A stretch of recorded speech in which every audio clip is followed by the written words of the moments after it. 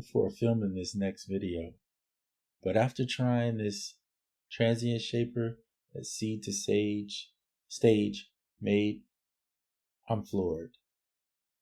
This is like the perfect replacement for me for knock, what I would use knock for, and getting your drums to punch and hit just right. And it's free.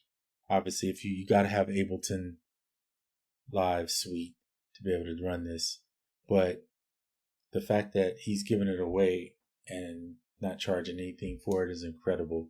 Now, everybody has their thing they like to do. His saturator in here is the regular saturator, so it's not the like you could use technically Roar, which is their distortion, in replace of the saturator in here. But the way he has this thing set up and the way it hits, I love it. Here, let me just show you what I'm talking about. Okay, so here's Addictive Drums. I'm just going to play some jazz drums. And I'm going to let you hear what it sounds like. Now, on my drum track down here, you'll see I have Valhalla and I have the drum kit enhancer, which is typically what I would use on my drums, and it works really well. And then I would go in and I would dial it in, which I have it dialed in. I'm going to turn this off. I'm going to show you this, what I have, and then I'm going to show you what the Transient Shaper will do. So here's without anything. It's just the drums coming through Addictive Drums, and I have not even went in Addictive Drums and changed anything.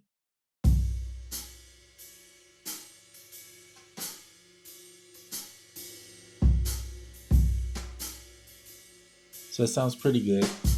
I'm going to turn up this.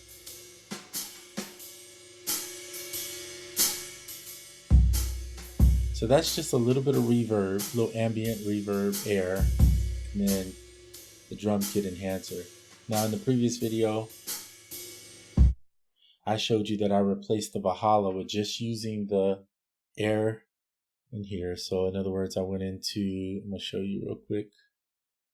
Go into your Audio Convolution Reverb Pro, and they have one called Percussive Air, to which I'm going to replace. So now listen to it with this one.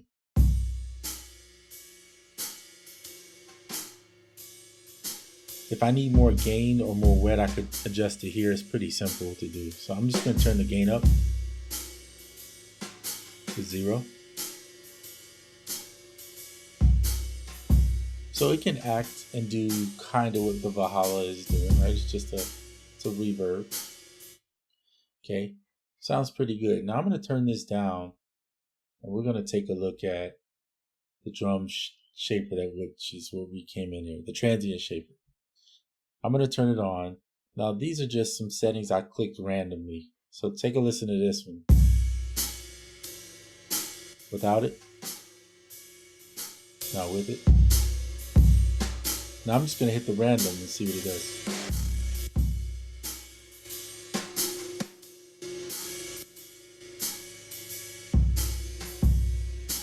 Turn up the saturation, the makeup gain.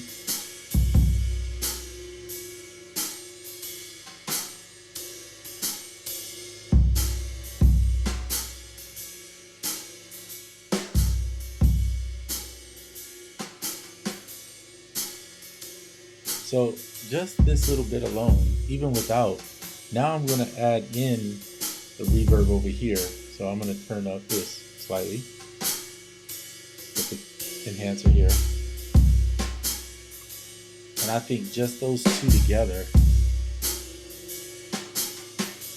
bring those drums to life. So without it completely, it sounds like that. The Transient Shaper kind of gives it more, I think it fills it out a little bit here. And then this enhancer here just kind of, with the reverb, just kind of gives it a little more life. Incredible. So I have to say, you don't need, well, you can put the roar and that on the same track if you want to beat the drums up a little bit more. And it does sound really good. But if you don't even have that, if you just go get the free Transient Shaper, put that on it, Maybe you want the convolution percussion reverb on there, or percussion air they call it, but it's a reverb. Put that one on for sure.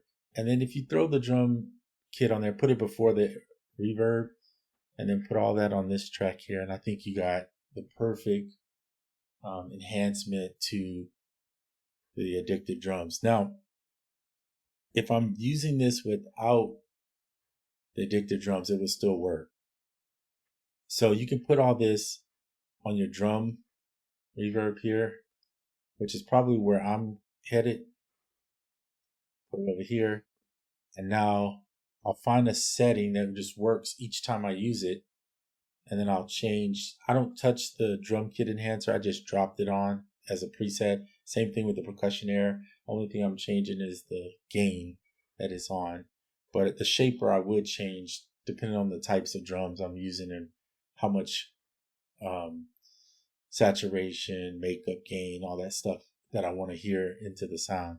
But these three things here for me are enough for my drums personally that I feel like I'm confident with that. And this is just using the stuff that's in right here in Ableton without having to go get any extra plugins. So I'm doing all this to say that if I do eventually steer toward a push, I think I'm going to be okay if I wanted to do standalone. Because currently with standalone, you can't use your other third-party plugins in it unless you use it as a controller. So it's kind of limiting. But if you are confident with the certain plugins that come with the Ableton, then you should be okay. And I think I'm getting there. Same thing with the piano. I showed you guys recently the John Mike pianos. If I get with this piano, to me, I feel confident enough to say I could use that. Maybe throw a Convolution Pro reverb on.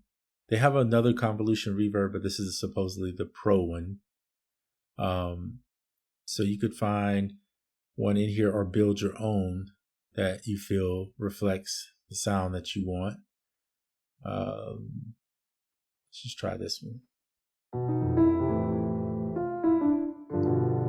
If the reverb in here is not what you want,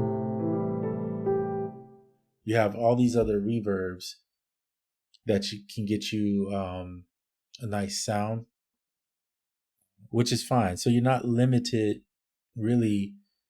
I mean, here's the piano without it. Still sounds good, right? But you could always add more to it to make it like here's a room reverb. Maybe put more wet. Turn the gain up a little bit. Or not. That's not my favorite version. I usually don't put a room reverb on a piano. I think the reverb he has in here is quite nice. Let me open it up and see if I can find the reverb he's using. So he's using a regular reverb. I don't think it's, let's see. There's also these hybrid reverbs. Let me find the regular reverb. There, this is the one he's using, which is just a regular reverb. And these work just fine. I don't think you really have to use the Convolution Pro reverbs, but I do like those for the drums. I think they sound really nice. There's so many different types of reverbs in here, so that's not going to be an issue. And you can always, like I said, replace the reverb that's in here if you feel like there's a better reverb. Just not really necessary in my opinion. Okay, so anyway, that's it. This video was primarily about showing you the drum bus and this transient shaper. If you haven't grabbed it, go get it. From seed to stage on GumRoad. It's free. Why not? All right, that's it for this video.